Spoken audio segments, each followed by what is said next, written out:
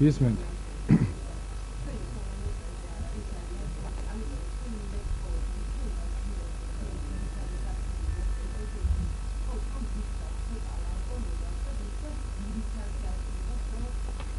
კი ბატონო, მაგრამ ესე არ გამომივა, ხო უნდა გაიგოს ხალხმა ვინა ვარ, რა ვარ, რატომ ვიყავი, რატომ ვარ დაკავშირებული ამ საქმეებთან. შემიძლია ვილაპარაკო? დავიწყოთ? მე ვარ გელა მებონია, ყოფილი როგორც სააკაშვილის დროს ჩემნაირ პოლიციელებს უწოდებდნენ რუსულ სიტყვას იდეინი პოლიციელი. არასოდეს არ ყოფილვარ არც ერთ პარტიაში. მინდა მოგახსენოთ, რომ ჩემი პარტია არის ჩემი ქვეყანა, ჩემი პრეზიდენტია ჩემი ხალხი, რომელსაც მე და ჩემი მეგობრები მთელი ცხოვრების განმავლობაში ვემსახურებოდით. მიმართავ ბატონ არჩილ კბილაშვილს და მინდა მიმართო ბატონ ირაკლი ღარიბაშვილს. ბატონო ირაკლი, მე ვიცი რომ სამართლიანი და უწესრისი კაცი ბრძანდებით. დამჯერა თქვენი. დარწმუნებული ვარ, რომ თქვენ შეძლებთ ისეთი პოლიციის ჩამოყალიბებას, რასაც იმსახურებს ქართველი ხალხი. ბატონებო, მინდა მოგახსენოთ, რომ პოლიციის რიგებში მუშაობა დავიწყე 1993 წელს, როდესაც ჩვენმა ჯარმა 21 სექტემბერს დატოვა ქალაქი სოხუმი, დაგვიტოვა ჩვენ სოხუმელებს ქალაქი სავსე ქალებით, ბავშვებით და მოხუცებით. იმის შემდეგ 93 წლიდან, ნოემბრის თვიდან მუშაობ ქალაქ თბილისის, მუშაობდი ქალაქ თბილისის თაწმინდა რწანისის მთავარ სამმართველოში სხვადასხვა თანამდებობებზე. და უშუალოდ მომსწრე ვარ ყველა იმ ფაქტებთან დაკავშირებით, რაც ხდებოდა ჩვენ მიმდებარე ტერიტორიაზე. ბევრი გახმაურებული საქმეები იყო ამ პერიოდის განმავლობაში. მაგრამ მინდა მოგახსენოთ ძირითადად იმ საქმეებზე, რაც მოხდა 2006 წელს. როდესაც ბატონ მერაბიშვილმა პირდაპირ მოუწოდა პოლიციელებს, რომ გამოეყენათ იარაღი კრიმინალის წინააღმდეგ. მოგეხსენებათ, რომ სისხლის სამართლის კოდექსში და პოლიციის კოდექსში წერია, რა შემთხვევაში შეუძლია პოლიციელს გამოიყენოს იარაღი.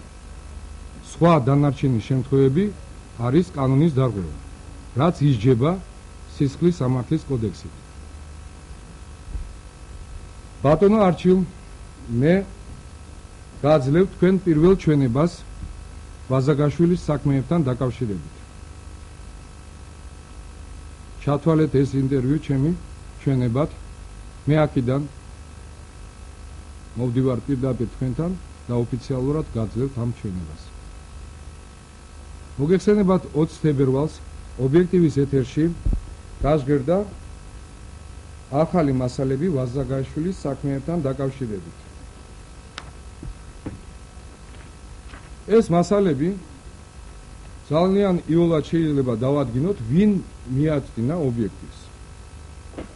ჩემი ვარაუდით ეს მასალები მიაწვდინა ბატონ ირაკლი ფირცხელავანი. იმიტომ რომ ადგილზე იმყოფებოდა მაშინდელი შინაგან საქმეთა სამინისტროს კრიმინალისტური სამსახური, რომელიც ვითომდა ათვალიერებდა შემთხვევის ადგილს. 2006 წლის 2 მაისს მოხდა ეს სამზარავი მკვლელობა. მე ამას ვეძახი მკვლელობას და ბატონ ირაკლი ფირცხალავას, რომელმაც დაგეგმა ეს სპეცოპერაცია, ვეძახი მკვლელს და ვადანაშაულებ მას ამაში და მაგ იმის უფლება რომ ეს გავაკეთო, ეს განცხადება. მან დაგეგმა ეს სპეცოპერაცია ამ ახალგაზრდა ბიჭების მიმართ შუა ცენტრში, ქალაქში, სპეცნაზის გამოყენებით, რომელმაც გამოიყენა ავტომატური იარაღი. მინდა მოგახსენოთ, რომ ამ მკვლელობის შემდეგ ბერმა მაღალჩინოსმა სამინისტროს გააკეთა განცხადება. მათ შორის ბატონ შოთამ, რომელმაც განაცხადა, რომ უკანა მარჯვენა საქარო მინიდან იყო ერთი გასროლა, რის შემდეგაც სპეცნაზმა დაუშინა ავტომატიური იარაღი ავტომანქანას. ბატონი შოთა ხიზანიშვილმა განაცხადა, რომ უკანა საქარე მინიდან ავტომანქანიდან იქნა პირველი გასროლა. მაშინ მე ასეთი შეკითხვა მებადება, ხო? იმ ფირებიდან კიდე კარგი, რომ ეს ფირცხალავა ირაკლი არ არის პროფესიონალი და მაგი პროფესიონალი რო ყოფილიყო, არ გამოაჩენდა ამ კადრებს, ახალ კადრებს, იმიტომ რომ ეს კადრები არის მტკიცებულება მაგის წინააღმდეგ. გავაანალიზოთ ეს კადრები, რომელიც ზუსტად 11 წუთი და 40 წამი მიმდინარეობს. ანუ შოთა ხიზანიშვილი ლაპარაკობს, რომ უკანა საქარე მინიდან იყო გასროლა, ერთი გასროლა, რის შემდეგაც ავტომანქანა, რომელიც მიდიოდა, ანუ ავტომანქანა მოძრაობდა, ამათი ავტომანქანა BMW-ს ტიპის შავი ფერის ავტომანქანა, სადაც იჯდა ვაზაგაშვილი და მისი მეგობრები, მოძრაობდა ბარათაშვილის ხიდისკენ. გამიგეთ? პირველი გასროლა მათმა კი არ მოახდინეს, პირველი გასროლა მოხდა სპეცნაზელი, რომელიც იდგა ავტომანქანის მოპირდაპირე მხარეს, ანუ მოძრაობდა ბარათაშვილისკენ, მათ უკვე ელოდებოდნენ ადგილზე, იმიტომ რომ მათ დაკვებოდა სამინისტროს ხალხი და მათი მოძრაობა ჰქონდათ ყველაფერი აღნიშნული, სად მოძრაობდნენ, რას აკეთებდნენ, ვის ელაპარაკებოდნენ. სპეცნაზელმა გამოიყენა იარაღი და პირველივე გასროლით გაუფრთხილებლად, ესე იგი არანაირი გაფრთხილების გაძახილი არ იყო. პირველივე გასროლით გარდაიცვალა მძღოლი. მანქანა გახდა გაუმართავი, გადავიდა მოპირდაპირე მხარეს და შეეჯახა კორტების ტერიტორიაზე მდებარე მშენებლობის ზაბორს და გაიჭედა განათების სტოლბაზე, ხო? აწეული ჰქონდა ცხვირი. ჩვენ ადგილზე, რახანც ეს ჩვენი სამოქმედო ტერიტორია იყო. ადგილზე მივედით ზუსტად ამ გასროლების შემდეგ, ზუსტად 3 წუთში. პირველი ვიყავით ჩვენ, მე და ჩემი 2 თანამშრომელი. ადგილზე რომ მივედით, იქ იმყოფებოდნენ ბატონი ირაკლი ფირცხალავა, იმყოფებოდა ამათთან ერთად სხვა პირები, მე მინდა დაგისახელოთ ბატონი ცააძე, საპატრულოს უფროსი იყო იმ პერიოდში, მე მგონი, მე ასე მახსოვს, ბატონი ლევანი გვაზავა, რომელიც უშუალო ხელმძღვანელი იყო ბატონი ირაკლი ფირცხალავას.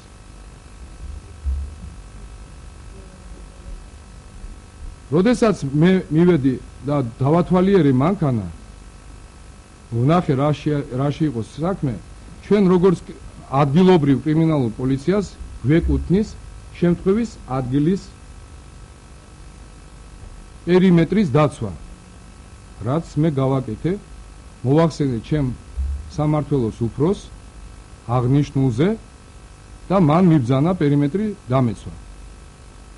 მინდა მოგახსენოთ, რომ ამ ოპერაციასთან დაკავშირებით საქმის კურსში არ იყო ჩაყენებული ქალაქის იმჟამინდელი, ქალაქის სამმართველოს იმჟამინდელი ხელმძღვანელობა.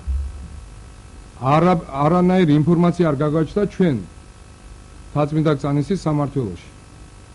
შიდა ინსტრუქციით, პოლიციის შიდა ინსტრუქციით სამინისტროს თანამშრომლებს, რომლებიც ატარებენ ასეთ სპეცოპერაციას, უნდა აცნობონ ქალაქის სამმართველოს ხელმძღვანელობას და უშუალოდ ჩააყენონ საქმის კურსში იმ სამმართველოს უფროსი, ვის ტერიტორიაზე სტარდება ოპერაცია.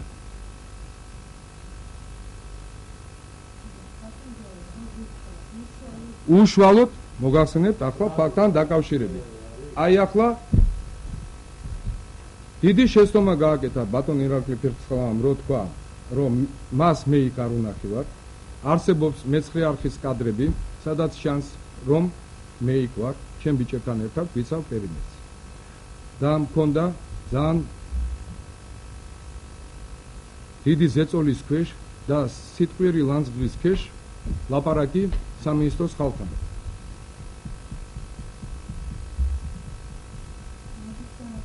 ეს როდესაც ჩვენ დავიცავეთ პერიმეტრი, მე დავათვალიერე მანქანა. არანაირი გილზები მანქანაში არ იყო.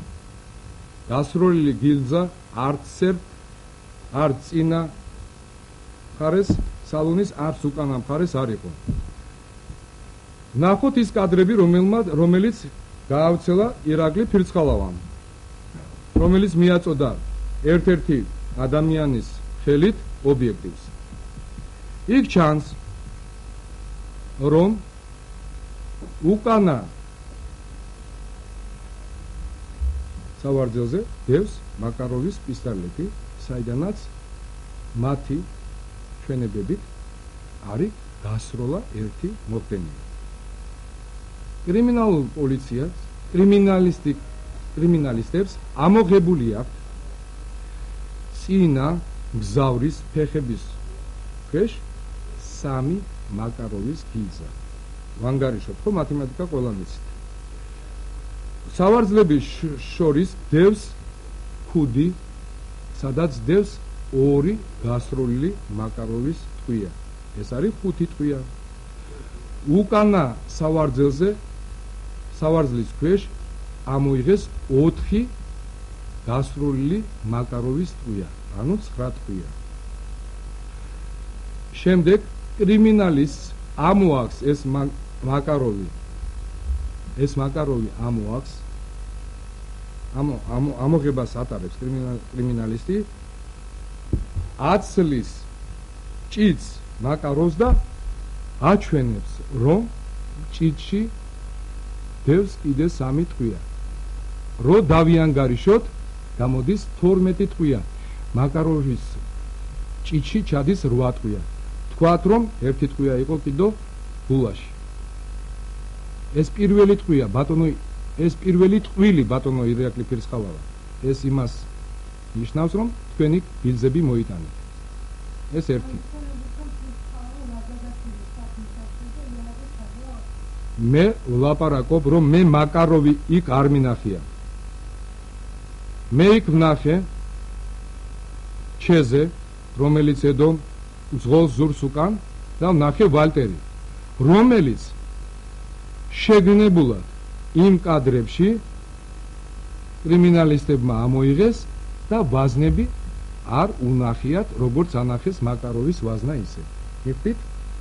ანუ ამ იარაღებს არც ერთს არ ქონდა ბოლის სუნი, როცა გამოიყენებ იარაღს, ბოლის სუნი აზდის, ყველა კრიმინალისტმა იცის მაგი. შიგნით მჭიდებში ყველა სავსე ქონდა ტყვიები, არ იყო გამოყენებული, დასროლა ავტომანქანიდან არ იყო.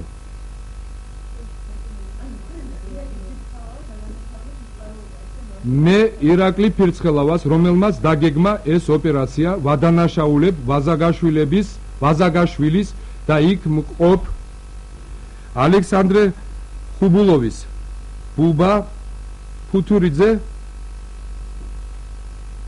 რომელიც ძიმეთ იყო დაჭრილი და კვინსოდა და ამათმა სასტრაფო გამოიძახეს, რომელიც მოვიდა, ელოდებოდნენ, რომ მოგტებოდა ეს საწყალი ბიჭი. მაგრამ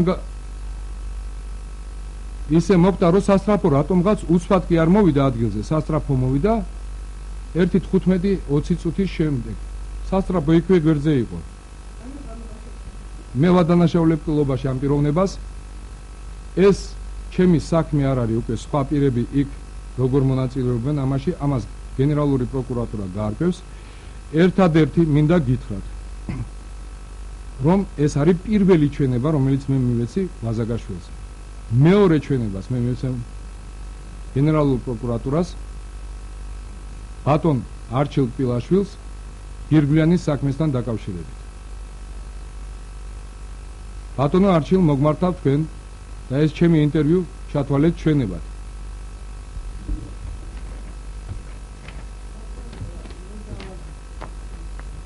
ისმენთ. დიახ, ჩეზე და ვალტერი იყო მანქანაში. ეს ეკუთვნოდა მაგ ბიჭებს, ერთი იდო, ესე იგი, მაკაროვი მე იქ არ დამინახია. ამათმაც ვერ დაინახეს იარაღი, ანუ პირველივე დათვალიერებით იქ იარაღი არ ჩანდა, ბატონებო და ქალბატონებო. პირველივე დათვალიერებით ან ზედა დათვალიერებით იარაღი არ ჩანდა ავტომანქანაში.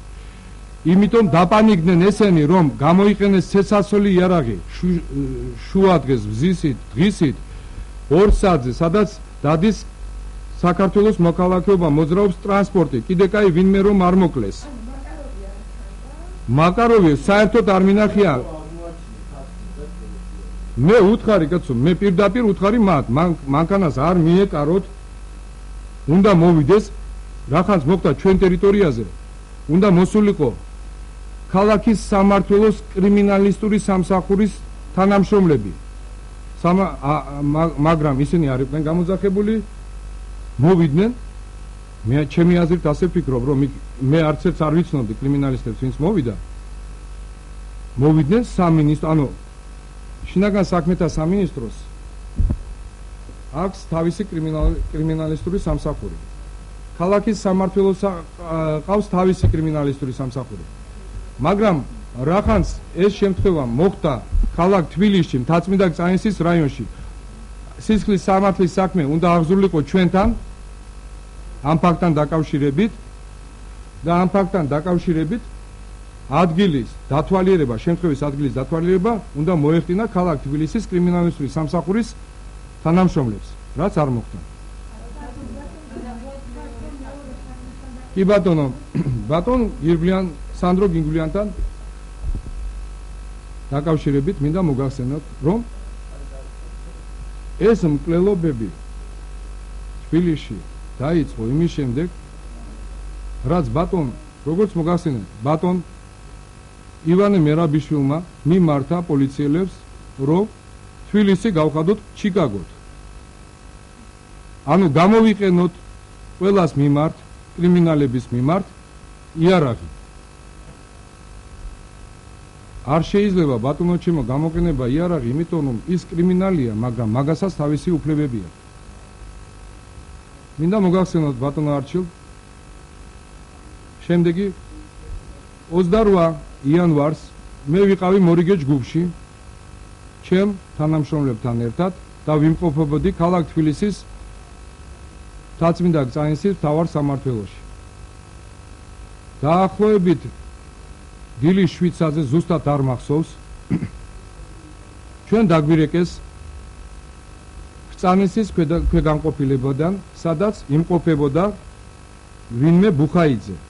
მე მგონი ეს იყო ხო ბუხაიძე, ლევანი, და რომელმაც განაცხადა და შეტყობინება შემოვიდა წაინსის პოლიციაში გირგვლიანის კვლელობასთან დაკავშირებით. მორიგემ გვაცნობა ჩვენ და მე და ჩემი თანამშრომელი, რომელიც ინსპექტორ გამომძიებელი იყო კვლელობის განყოფილებაში, დილის 7 საათზე დავემართეთ წაინსის ქვეგანყოფილებაში, სადაც სასტრაფოდ იქნა დაკითხული ბუხაიძე, რომელიც იყო შოკურ მდგომარეობაში, კაცი ვერ ლაპარაკობდა, მაგრამ გავიყვანეთ ცალკე ველაპარაკეთ, ანუ ეშინოდა პოლიციის და ყველასი ეშინოდა, კაცი ვერ გვეკარებოდა, არაფერს არ ხსნიდა, კანკალებდა, ბევრჯერ გული წაუვიდა და ასე შემდეგ. ჩვენ ვთხოვეთ მას, რომ წაკვილოდა და ენახებია ჩვენთვის შემთხვევის ადგილი. რის შემდეგაც ავედით ზემოთ ოქროყანაში, ნახეთ შემთხვევის ადგილი, ნახეთ გირგვლიანის ნათრევი ზოლი იყო იქვე სასაფლაოები სადაც არის და სასაფლაოს მიმდებარე ტერიტორიაზე მე შემხვდა ისეთი სურათი, რომელიც დღემდე თვალების წინ მიდგას. სანდრო გირგვლიანის ცხედარი იყო სასტიკად ნაწამი და შიშველი. ვინც ეს გააკეთა, ეს ადამიანი არ იყო. ეს იყო ვიღაცა ცხოველი. კონკრეტული გვარი თქვენ მოგეხსენებათ, რომ ამ საქმესთან დაკავშირებით იყო დაკავებული 4 პიროვნება, ხო? მე და ჩემი მეგობარი თანამშრომელი მუშაობდით შემთხვევის ადგილზე დაახლოებით 3-4 საათი. ანუ შემთხვევის დათვალიერების ოქს ვავსებდით. ჩვენთან ერთად იყო გამომძიებელი. ჩვენ შევადგინეთ შემთხვევის დათვალიერების ოქმი, რომელიც ჩემი ინფორმაციით მერე გაქრა საქმიდან. ანუ უშუალოდ ჩვენ შევადგინეთ შემთხვევის დათვალიერების ოქმი. უხაიძე შიშის ქვეშ ლაპარაკობდა, რომ გირგვლიანის და მაგის გარდა იქ იყო 4 პიროვნება. ჩვენ აღმოვაჩინეთ იქ, მოგესენებათ, ეს იყო ზამთარში და თოვლი იყო. სხვადასხვა პირების ფეხსაცმლის 6 ადამიანის ყვალი, რაც იყო შეტანილი ოქში, დაფიქსირებული იყო ეს ყველაფერი და აღნიშნული მასალები, ანუ შემთხვევის დათვალიერების ოქმი, ცხედრის დათვალიერების ოქმი, ეს ყველაფერი ჩატანილი იყო წანისის განყოფილებაში. რაზედაც მობილური ტელეფონით ვაცნობეთ ჩვენი ქალაქის სამმართველოს უფროსს, ბატონ თამაზ ვასაძეს. ის იმყოფებოდა იმ პერიოდში სახლში. ანუ კაცი ისვენებდა, იმიტომ რომ დილა იყო, ადრე იყო და ჩვენ მორიგე ჯგუფი ვიყავით. ეს უწესრიესი პიროვნება, რომელიც ვაზაგაშვილების საქმის მერე გაუშვეს პოლიციიდან. პოლკოვნიკი კაცი, რომელმაც იომა აფხაზეთში, იომა ოსეთში, ხედრიონის პერიოდის დროს იცავდა საქართველოს, ქართველ ხალხს. ეს პიროვნება გაუშვეს პოლიციიდან, იმიტომ რომ ყოველთვის ბატონი თამაზი ვასაძე, ბატონი მერაბი ბაღათურია და ჩვენ გამოვხატავდით იმ უკმაყოფილებას ამ პოლიტიკასთან დაკავშირებით. დანარჩენებზე მოგახსენებთ ახლა მე. მოწმეების, ანუ თუ თვალს ახელთ, როგორ მიმდინარეობდა გამოძიება, იქ ერთ-ერთმა ქალბატონმა თქვა, რომ ალეგ მელნიკოვი იყო გასული სიგარეტზე. გახსოვთ ეს სიტუაცია რო იყო იქ? ლაპარაკი იყო მაშინ.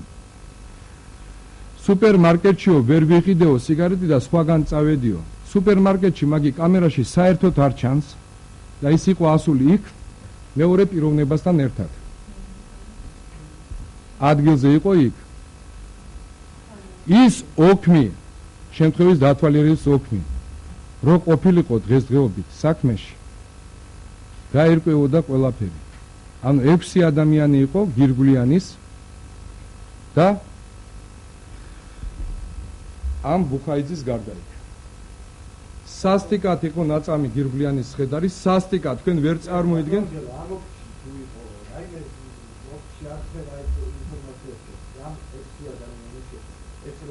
მე მოგახსენებთ, რომ კიდევ ერთხელ გეუბნებით, რომ რახანს იმ სუფრაზე იჯდა ეს პიროვნება ალეგ მელნიკოვი, რომელიც გავიდა და სუფრაზე თქვა, რომ სიგარეტის საღირლად მიდის, თქვენს ლაპარაკობს აშკარად კაცი, როდესაც დიდი ხნის მერე ბრუნდება სუფრაზე და ლაპარაკობს, რომ სიგარეტი ვერ ვიყიდეო სუპერმარკეტში, საერთოდ შესული არ იყო, კაცი კამერებში არ ჩანს.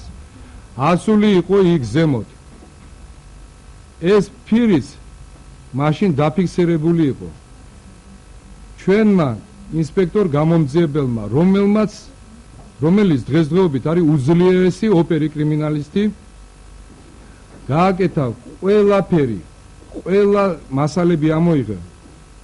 ჩვენ ნახეთ, მოვატრიალეთ უკან ეს კადრები და დავინახეთ იქ ვერცხლის ფერის MLS ტიპის მერსედესი სამინისტროს ნომრებით. იქ უკვე გაიასნებული იყო, რომ ეს სიტუაცია იყო ჩადენილი მე როგორც გაირკვა ვის მიერ. სანამ ბატონი თამაზი ვასაძე მობრძანდებოდა წანისის სამმართველოში, იქვე, ანუ წანისის სამმართველო მაშინ სამინისტრო იყო ძალიან ახლოს წანისის სამმართველოსთან, ეგრევე ჩამოვიდნენ სამინისტროს გამომძიებლები და კანცელარიის თანამშრომელი მოიყვანეს დილით ადრე და მომართვა მოიტანეს სამინისტრო და გამოითხოვეს საქმე და წაიღეს სამინისტროში. ამის მერე არანაირი ინფორმაცია ამ საქმესთან დაკავშირებით მე არ ვიცი.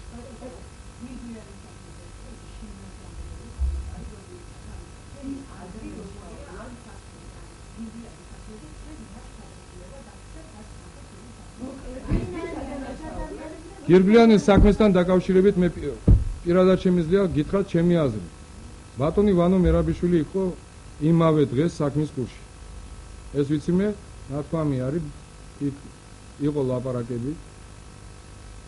იმიტომ რომ უშუალოდ იმ სუფრაზე ვინც იმყოფებოდა ერთ-ერთი პიროვნება დონაზე, რომელიც პირდაპირ კავშირი ჰქონდა ვანო მერაბიშვილთან. დიახ.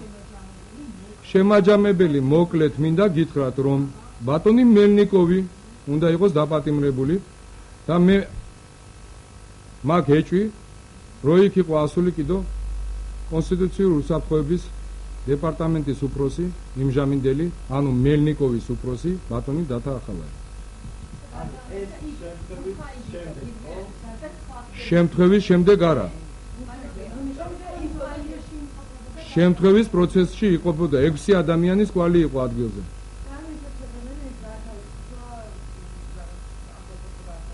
დიახ. კი არ გაანთავისუფლეს. ისინი დაიჭირეს და ჩვენზე უკეთესად იყვნენ ციხეში, გამოდიოდნენ გარეთ ბატონჩემო და ასე შემდეგ. აღნიშნული პირები, რომლებიც არიან დაკავებულები, ესენი წარმოადგენენ კონსტიტუციური უსაფრთხოების დეპარტამენტის თანამშრომლებს. ბატონი დათა ახალაიას ბრძანების გარეშე ესენი არ გააკეთებდნენ ერთ ნაბიჯს.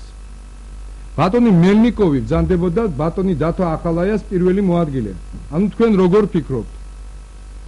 6 ადამიანი ვინ უნდა ყოფილიყო ამ 4-ის გარდა კიდე 2 ადამიანი. ალეგი მელნიკოვი იმყოფებოდა მაშინ იქ, ზუსტად ვიცი მე, იმიტომ რომ როდესაც მაგი აღმოჩნდა ერთ-ერთ ადგილას იმ დღეს მას ესვა ის ფეხსაცმელი, რომელიც ყვალი მე დავინახე იქ. ზუსტად ის ფეხსაცმელი ეცვა მას. გამიგეთ?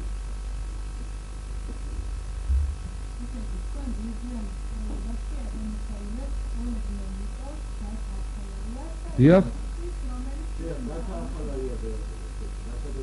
დათა ახალაიაზე იმიტომ მაგ ეჭვი ბატონო ჩემო, მე გეუბნებით კიდევ ერთხელ, იმიტომ მაგ ეჭვი დათა ახალაიაზე, რომ დათა ახალაია იმ პერიოდში იყო კონსტიტუციური უსაფრთხოების დეპარტამენტის უფროსი და უშუალოდ ეს პირები, ვინც დაკავებული იყვნენ ამ ყრილობასთან დაკავშირებით და ოლეგი მელნიკოვი იყო დათა ახალაიას პირველი მოადგილე და ეს ბიჭები იყვნენ კონსტიტუციური უსაფრთხოების დეპარტამენტის თანამშრომლები. ბატონო ჩემო, დათა ახალაიას ბრძანების გარეშე ეს ხალხი არ გააკეთებდა ერთ ნაბიჯს, არ ჩაიდენდა მკვლელობას. მიმივხვდით?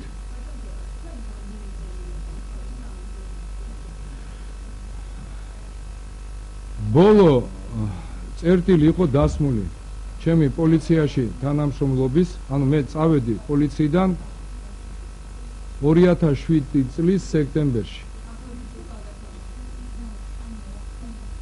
მაიძულეს წასვლა დაჭერის მუხარით. ეს მოახდინა ირაკლი კიფშიძემ. ანუ მოგიყვებით რა რაშია საქმე. ჩვენ როდესაც გამოვყატავდით პროტესტს ამასთან დაკავშირებით, სამინისტროს ხელმძღვანელობა მიხვდა, რომ თაცმინდა წაინსის სამმართველოსთან ზოგადად სხვა სამმართველოებში და ქალაქის სამმართველოს ხელმძღვანელობა უკმაყოფილოა მაგათი პოლიტიკით, რომელსაც ეს სამინისტროს ხელმძღვანელობა ატარებდა პოლიციის რიგებში. გამიგეთ? ჩვენ მივიღეთ ინფორმაცია, რომ კოსტავას, ანუ ეს რამდენი საქმე მოხდა, უყურეთ, გირგვლიანის საქმე ხდება 28 იანვარს.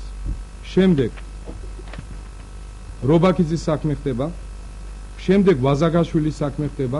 მიმივხვდით, ანუ თბილისი, თქვენ იცით, რომ 2006 წლის გამლალობაში ამ სამინისტროს დაგეგმილი სპეცოპერაციებით, ასეთი სპეცოპერაციები, დაახლოებით 30 ადამიანი არის მოკლული. ამ სპეცოპერაციების დაგეგმებით 30 ადამიანი არის, ეს არის 2006 წლის ოფიციალური მონაცემები.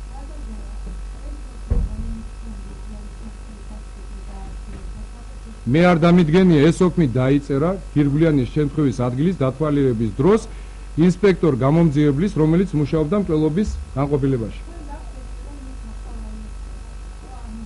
როგორ?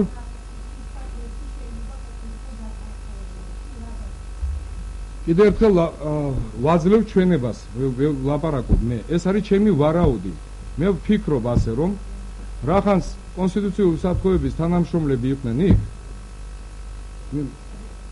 გესმით ჩემი, რომლებმაც შეასრულეს ეს საზარავი, ანუ ასეთი სასწაული მე ცხოვრებაში არ მინახია, მე ბევრი კადრები მაქვს ნანახი შემთხვევის ადგილზე, მაგრამ ასეთი კადრი ცხოვრებაში არ მინახია. მე ვფიქრობ, რომ საწყალ გირგვლიანს მიაყენეს ვერ ვიტყვი ისეთი შეურაცხყოფა. არ მინდა ამაზე ლაპარაკი.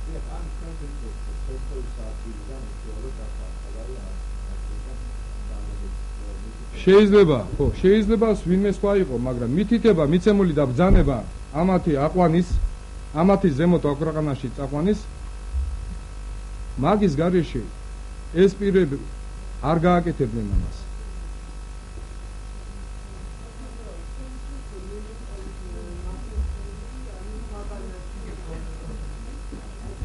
მოგეხსენებათ, რომ პოლიციაში მუშაობ დიდი ხანია. ძალიან დაკვირვებული პიროვნება ვარ. ძალიან კარგად მახსოვს ყველაფერი, რასაც უყურებ, ძალიან კარგად მახსოვს. ნაკვალები კი არა, პროტექტორების ნიშნები ქონდა ამოღებული ადგილიდან, ავტომანქანის, რომელიც იყო ამოსული იმ ადგილას. გამიგეთ? ანუ ეს უშუალოდ ჩვენ ვალდებულებაში შედის. როდესაც ათვალიერებ შემთხვევის ადგილს, გამომძიებელი წერს შემთხვევის ადგილის დათვალიერების ოლქს და არის წესი, რომლითაც ეს ოქმი ივსება. ანუ ჩვენ ვიყავით როგორც დამხმარე პირები გამომძიებლის, რომლებიც ეხმარებოდნენ გამომძიებელს შემთხვევის დათვალიერების ოქმის შედგენაში. გამიგეთ? მე ძალიან გამიკვირდა, რომ 4 პიროვნება იყო დაკავებული. იმიტომ რომ შემთხვევის ადგილზე გირგვლიანის და ბუხაიძის გარდა 6 პიროვნების კვალი აღმოვაჩინეთ ადგილზე. მოგახსენებთ რა, აი ეს აუცილებლად მინდა ვთქვა და იცოდეთ თქვენ. მოგახსენებთ, რომ ამის შემდეგ, როდესაც შინაგან საქმეთა სამინისტროს უმაღლესი ჩინები, მაღალი ჩინები, ანუ მე ფირცხალავაზე საერთოდ არ ვლაპარაკობ, იმიტომ რომ ირაკლი ფირცხალავა მე მეწოდება, მაგას დაიჭერენ ამ დღეებში, მე ვფიქრობ ასე, ის დასაჭერია, ის არის მკვლელი, ის არის დასაჭერი.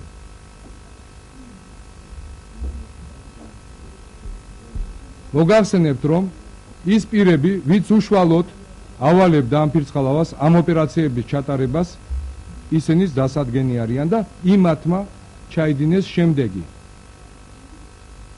შევიდნენ კონფლიქტში ბატონ მერაბ ბაღათურიასთან, იმიტომ რომ მერაბი ბაღათურია აპროტესტებდა ამას ყველაფერს თავის ქალაქში, თბილისში.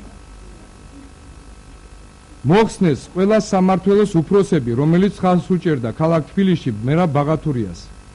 მოხსნეს თანამდებობიდან თამაზი ვასაძე, უწესიერესი პოლიციის პოლკოვნიკი. შემდეგ მუქარის, ანუ დაჭერით გვემუქრებოდნენ, ერთი წუთით, დაჭერით გვემუქრებოდნენ ჩვენ და ამით გაგვიშვეს პოლიციიდან. გამიგეთ რა შეახდება, რა შეასაქმე. ანუ ფირცხალავა, ეს არის ფირცხალავა ირაკლი, ვინც მოვიდა ჩვენთან. აი ეს ახალი თანამშრომელი უმცროსი ლეიტენანტი დანიშნეს პოლკოვნიკის თანამდებობაზე. უმცროსი ლეიტენანტი ირაკლი ყიფშიძე, რომელიც საერთოდ საქმის კურსში არ იყო პოლიციის, კრიმინალური პოლიციის საქმიანობის. და იმ პირმა მე მითხრა, რომ თუ შენ არ წახვალ პოლიციიდან, დაგიჭერთ და იძულებული გავხდი, რომ წავსულიყავი ქალაქის სამმართველოში, იმიტომ რომ მაგის მაგიდაზე მე არ დამიდია პოლიციის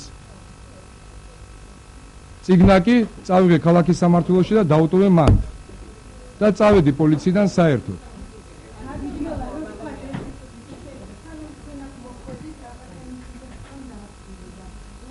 ინციდენტი არ იყო, ეს იყო ჩემი ერთ-ერთი თანამშრომელი ყოფილი მეგობარი, რომელმაც მომაწოდა ეს ინფორმაცია. მე ვფიქრობ, რომ ბიჭები ახლა დაფიქრდებიან, ვინც ჩემთან ერთად მუშაობდა თათმიდაგ წანისის პოლიციაში. დაფიქრდებიან, ნუ გეშინიათ, მე მათ ვეუბნები, ნუ გეშინიათ, იმიტომ რომ დღესდღეობით ბატონ ირაკლი ღარიბაშვილს მინდა მიმართო და ვთხოვო მას გაანთავისუფლოს პოლიცია იმ პოლიციელებიდან, რომლებმაც იმ პერიოდში ჩაიდინეს სხვადასხვა დანაშაულები. არა